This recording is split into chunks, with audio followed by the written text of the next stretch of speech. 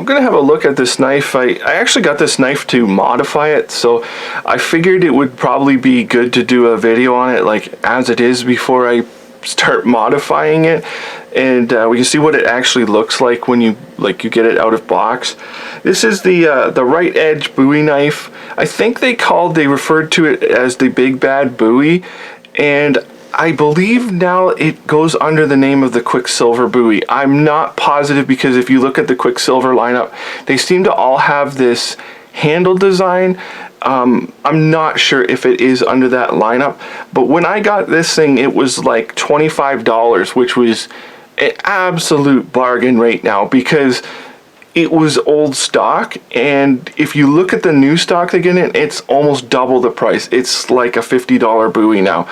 And actually this thing is, I am really impressed. It's quite amazing for that value. Just this hunk of steel right now is probably worth $25, the amount of steel in this thing. So you get just the typical Rite edge box. I just put it there so you can see that it does come in a nice little box there. So here's our blade with the Rite edge it has on there, and we get the nice brass guard there and the brass like little inlays in our rubber handle. And this is a rubber handle. It's well, I'll talk about it in a minute. And then it does have like a lanyard ring here, which I think this is more to secure the rubber to the tang than anything else, because I think I'm not sure how far the tang goes in this thing. But anyways, we'll have a look at the blade. You've got this massive hollow grind on here. Massive hollow grind. I really like this thing. It should be a really good batoner. And if you look at the steel, it's actually quite thick. Like for a Bowie like this, it's not like overly thick that you couldn't carry this though. This would be something you could definitely take this into the brush with you, or you could take it and throw it around in that too, and it's thick enough. I think it's it's strong enough. It does have, you could see right here, the tang. It does have like the relieve tang, so you're only getting about, I don't know, I would say that's about an inch. It's maybe just a little, like a hair under an inch, I would say.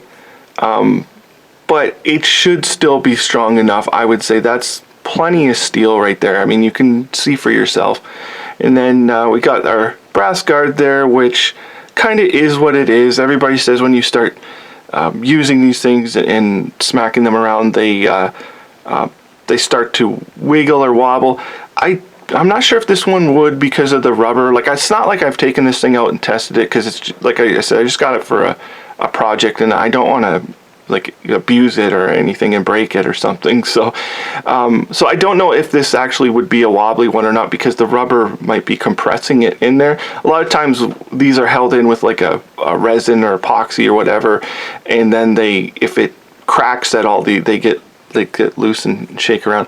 The rubber handle is actually surprisingly comfortable. It should absorb shock really good. And that's why it would be a really good brush knife. The only problem I have is this would be the same for a right or left-hander. I can see this edge being so square becoming a hot spot if you've used it quite a bit.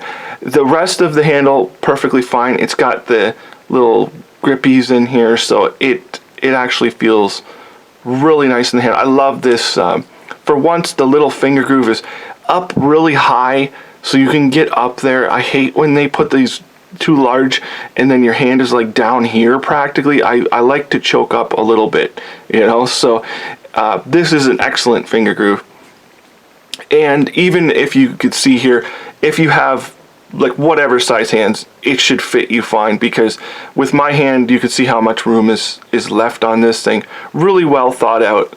And I don't know where our tang actually goes to. Like if I bend it like this, it feels like the tang goes in here. I'm not exactly sure, because I was wondering if this brass eyelet, I don't think it actually does. I thought the brass eyelet might be holding the rubber on, but maybe it's being held on here. I hope the tang, because I can't, if I feel it like that, I don't think, I say the tang probably comes down to at least there. I would think, I haven't taken it. I assume you would pop these out and there would be a screw there. But really, this thing is amazing. If you could get this at the price point, the original price point of like say $20, $25, this thing is like a no-brainer to have for a Bowie knife. If you want a big Bowie knife, brush knife, I would probably invest in something like this because it's also really good looking. They didn't cheap out on anything.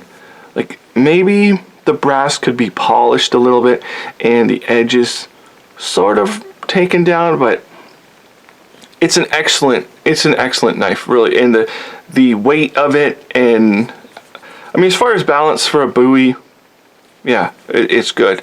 I highly recommend this knife just as it is, and the grip is awesome. I really wouldn't change it, but you could change the grip on it too if you wanted to put something different on there for some reason. I think it's a really nice looking blade, and the value you're getting in this thing I think is excellent. So this is the Rite Edge. I believe it's called the Big Bad Bowie. I believe that's how they refer to it.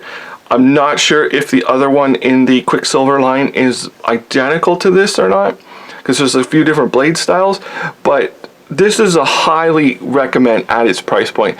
If you paid like $50 for this knife, I actually wouldn't probably, I wouldn't, and I'm not saying I wouldn't buy it. I say I probably wouldn't be, I wouldn't be sad if I paid, you know, double the price, because this is a capable knife, and I would say it's definitely a working knife. It's something that I think I would have to use, and that, you know, it seems to be of excellent quality, and it's, you know, it's a workman's knife. So anyways, really, other than that, thank you for watching.